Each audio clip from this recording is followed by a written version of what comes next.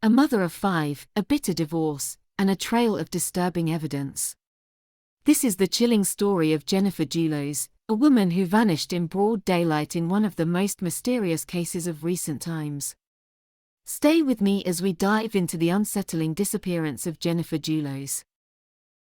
Jennifer Faber Dulos was a successful writer and mother of 5, living in New Canaan, Connecticut. By all appearances, she had a picture-perfect life.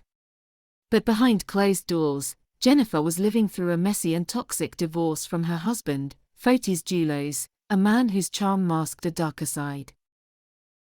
On May 24, 2019, Jennifer dropped her kids off at school and vanished. Just like that. No goodbye texts. No phone calls. Nothing. By evening, friends and family were in a panic, and the police were called. What they found when they searched her home was straight out of a nightmare. Almost immediately, suspicion turned to her estranged husband, Fotis. The divorce had been brutal, filled with accusations of infidelity, threats, and battles over the custody of their 5 children.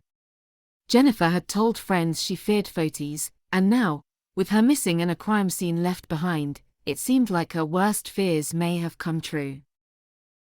In the days following Jennifer's disappearance, surveillance footage captured Fotis and his girlfriend, Michelle Traconis, driving around Hartford. What were they doing? Dumping garbage bags.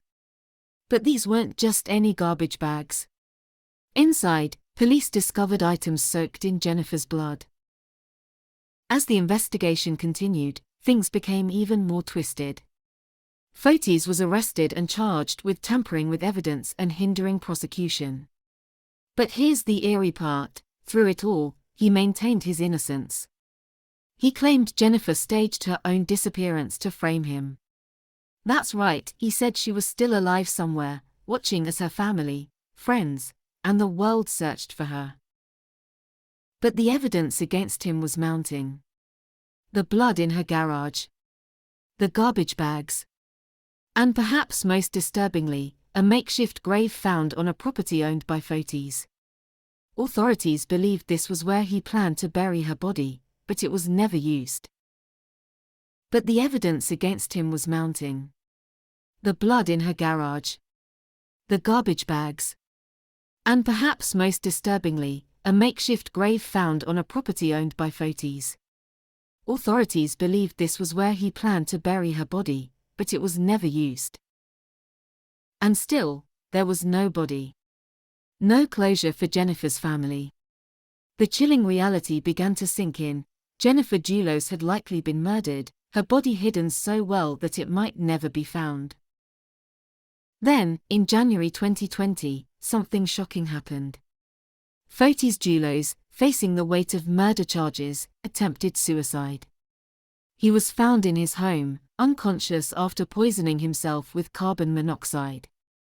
A few days later, he was dead. Fotis Dulos took his secrets to the grave. With Fotis's death, the case hit a standstill. No body, no confession. Just an open wound for Jennifer's family and friends. The tragedy of Jennifer Dulos's disappearance is not just about a life lost, but about the haunting uncertainty of never knowing where she is or what exactly happened in her final moments. So, what do you think happened to Jennifer Dulos? Was Fotis solely responsible, or was there more to the story? Share your thoughts in the comments below.